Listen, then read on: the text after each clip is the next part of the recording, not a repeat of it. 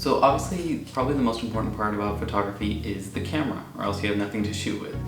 But I feel like people who are looking at getting into a camera are always asking, which camera do I get? Considering that there are cameras from brands like Canon, Nikon, Sony, Fujifilm, and then they have about a dozen other cameras within each brand, it gets really confusing on which one might be the right one for you. So I thought I'd make this video to kind of help make it a little bit more clear, and you can decide which camera is the best for you depending on what you're going to use it for. Now, all of my camera recommendations are Canon cameras just because I've always been a Canon shooter and I've been able to kind of keep up with their line and know kind of which camera is based for who. So yeah, all of my recommendations are Canon cameras. However, I'm sure that Sony and Nikon both have options for the same kind of price and the same kind of performance. So my first recommendation, I don't even want to call it a beginner photographer camera, I just want to call it the hobbyist camera, and I'll explain why. So the camera I'm recommending is the Canon T7. Now the reason why I'm recommending this is that it's a very straightforward, easy to use camera. You can just kind of put it into automatic and you can have fun with it, whether you're taking photos or videos and you want to capture those moments with friends, families, on your trips, all those adventures. You just put it in automatic and you start clicking and you're good to go. What's also nice about it is that in case you do want to try and get a little bit more creative, you can put it in like a manual mode or other certain modes, and you can play around with the settings and have fun. I would recommend doing some research in what you're changing because I don't want you to miss out on a fantastic photo just because you were playing around with the settings and the picture turned like crap. Usually the Canon T7 you'll find comes with an 18 to 55mm kind of lens, which is oftentimes called the kit lens. And that's good, again, just to get the job done. It's nothing fancy, it's nothing crazy, it's not going to be the most crisp, beautiful lens with the blurry background, but it gets the job done. That's the entire point of hobbyist camera. Another nice added bonus is the fact that you can actually change out the lenses with the Canon T7 into something else in case maybe a friend has a lens or maybe you got a good deal on another lens and you just want to try it out. So that's a nice bonus with the Canon T7. Now, the reason why I would say that this is the hobbyist camera and not a beginner photographer's camera is this.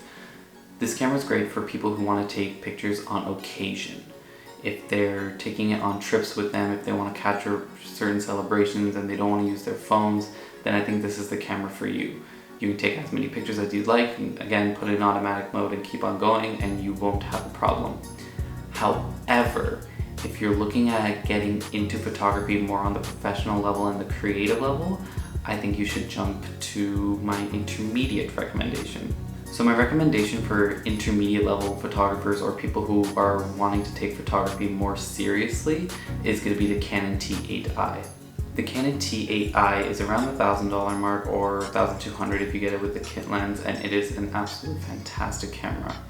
One bonus that it has over the T7 is the fact that it does have a flip out screen, so you can actually take it out and you can kind of put it in different angles and weird angles in order to get your shot, which is always fantastic. And you're going to have slightly better things when it comes to image processing, low light performance, a faster frames per second so you can take more photos at once. So it has those little things that kind of make it a little bit more geared towards a photographer rather than a hobbyist, if that makes sense. I'm trying to keep this video like more straightforward rather than the technical side because I want this video to be for everyone and for everyone to be able to understand. I don't want to start talking a bunch of camera gibberish and then completely lose the point of the video. Now, what's great about the Canon T8i is that it is compatible with all of Canon's EF and EFS lenses, which is huge. They have, I want to say, like near 50 different kinds of lenses that you can pair up with the camera body and just go wild. You can try so many different things with the lenses. You can rent them out and, you know, have fun with them. It is truly amazing how much lenses really change the game when it comes to photography, and that's actually where most of your money will probably end up going. So again, with the Canon T8i, you're getting better low light performance, you're getting that lens flexibility, as well as a higher frame count, the flip out screen. It's more geared towards someone who's trying to be more creative and wants to see where it goes. Me personally, I had, I guess, the previous generation, which was the Canon T5i. I bought that 5 years ago and I only just upgraded.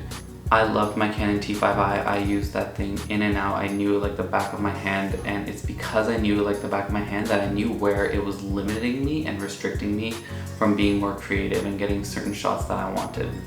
However, most of my shoots that I've done till date have been with the Canon T5i, probably over 100 photo shoots. I love that camera. It's basically kind of what launched me into loving photography, and here I am today. Now, when it comes to expert level photography, honestly, it really depends on you. There are so many different cameras suited towards different needs that you need to do research on which camera best suits your needs. For me, I bought the Canon EOS R because that suited my needs as a portrait and fashion photographer. The Canon EOS R, number one, is full framed. That is the biggest thing. It allows a lot more light in, a lot more information, and gives me a little bit more room to work with in terms of my composition, so I absolutely love the fact that it's full frame. Second reason why I moved to the Canon EOS R was for higher frames per second. I love doing kind of walking and runway shots, and I found that the eye tracking autofocus in combination with the fast frames per second, I'm able to kind of catch those walking shots or those movement shots really nicely, and saves me a little bit of time on shoots rather than saying do it again, refocus, stuff like that. So that's another big reason why I moved to the Canon EOS R. Third reason is fantastic low light performance. I can kind of go out shooting at night without kind of worrying about the camera and the pictures being noisy as hell. So I absolutely love that from the Canon EOS R. And finally, the big reason why I moved over to the R system is the lenses. I love the RF system of lenses. I think they're absolutely gorgeous and just so smooth, buttery, crispy, everything. So I really wanted to move over to the R line and start investing into RF lenses. And I just bought an adapter to use my existing EF lenses. So if you are someone who did the same thing like me, like maybe let's say you got the Canon T8i and then you moved over to Canon EOS R, you can just buy the adapter and all of the lenses that you invested in previously will move over to this one, and it's fantastic. Again, with expert level cameras though, it really depends on who you are and what you're shooting, and you need to find a camera that better matches you. For example, wedding photographers, they would never get the Canon EOS R because it has a it does not have a dual card slot, sorry. So, whereas the Canon EOS 5D Mark IV, it does have a dual card slot, so it's more likely that if you're looking at doing wedding photography, you should go that way rather than the EOS R. Anyway, those are kind of my recommendations and my views on beginner, intermediate, and expert level kind of camera advice. Feel free to follow me on Instagram, and if you have any more questions, just DM me over there. I'm usually pretty responsive, and I hope you have a great day.